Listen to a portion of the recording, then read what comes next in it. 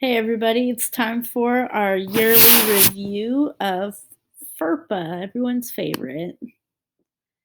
So what is FERPA? FERPA stands for Family Educational Rights and Privacy Act, and it's a federal law that was put into place in 1974, and it governs what student data is collected and how much of it is collected. And it also determines who can view that data and in what situations. So, parents are always eligible to view the data, and then eligible students. Eligible students are students that are either 18 years old or they're in college. So even if you have a 17-year-old in college, they're an eligible student. They can view their educational record. FERPA is maintained by the Family Compliance Policy Office, FCPO, and parents and eligible students, if they feel like their data has been overshared or if it's not properly maintained or whatever, they can file a complaint with that office, but those complaints are time sensitive. So if the complaint happens when a student is in, let's say, the 10th grade, and by the time that the office gets to it and the student is done and they've graduated high school, then they're not going to do anything about it. um, Families also cannot sue a school district for a violation of FERPA. They have to go through that office. And FERPA applies to all schools who receive federal funding, which of course we do. So we have to comply with FERPA. So what rights are protected under FERPA? Parents and eligible students can view the educational record, amend or change the educational record, and they have some control over disclosure of personally identifiable information (PII) than the educational record. And personally identifiable information is, of course, things like name, address, birth date, email, things like that. So let's talk about an educational record versus discretionary information. Um, Educational record, that is the thing that is covered by FERPA. Within the educational record, you have things like attendance, grades, IEPs and 504s, if that applies, immunization records, and all that stuff has to be directly related to the student. And it is maintained by the school, or a third party can maintain it for the school. Directory information is very similar to PII. It is name, address, phone number, your photograph or a video of you, email. These are things that are deemed that it wouldn't be that harmful if it were to be disclosed. At the beginning of the year, we send out this form where students can check yes or no, or their parents really can check yes or no if it's okay if like their picture is posted on the website. That's directory information. So what does FERPA protect? So FERPA protects the educational record, and disclosure of discretionary information is allowed under certain conditions. So we can post pictures of certain students on the website because we have written permission from their parents. But all the other students, it's a no. We can't do that. So under certain situations, we can disclose discretionary information. Law enforcement and surveillance. This is a big one when it comes to FERPA.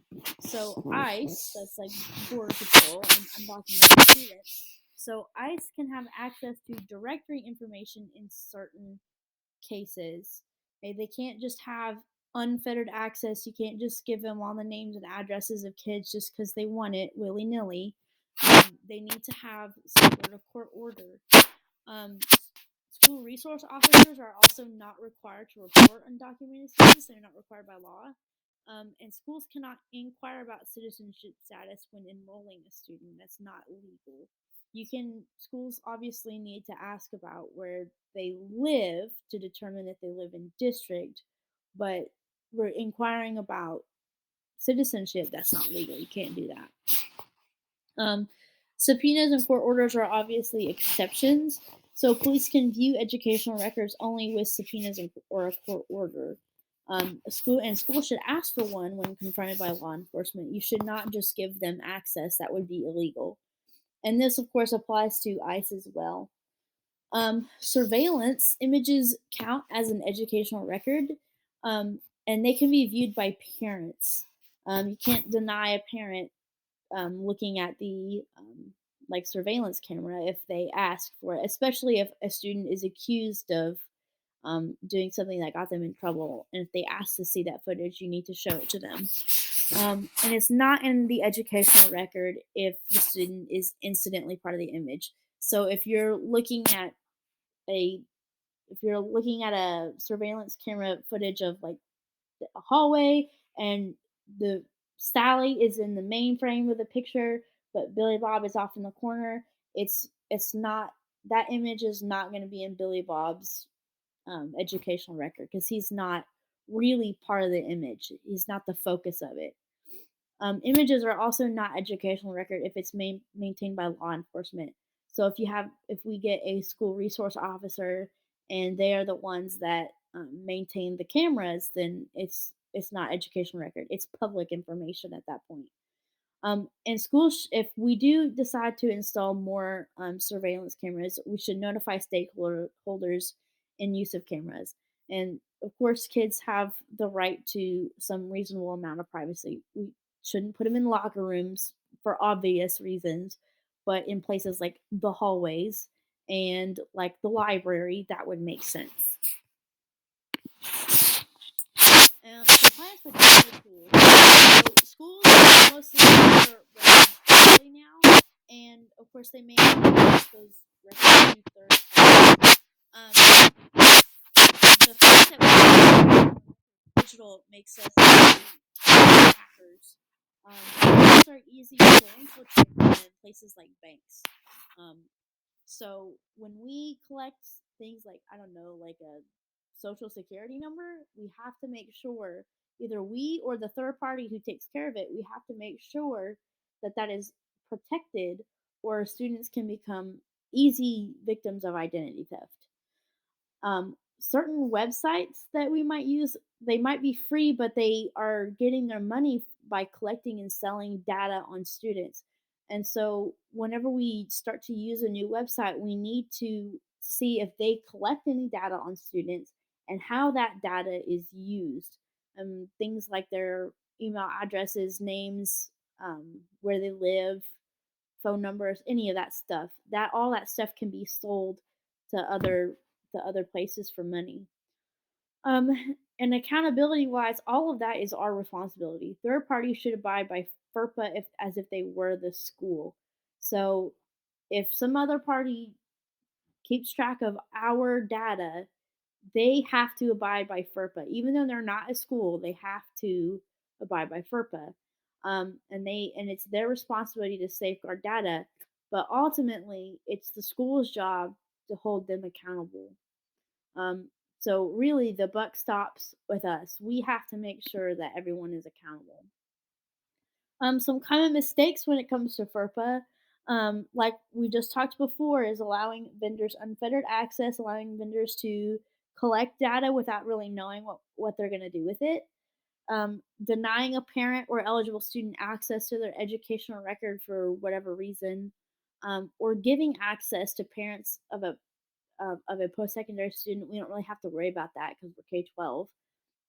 Also, gossiping about what is read at staff meetings.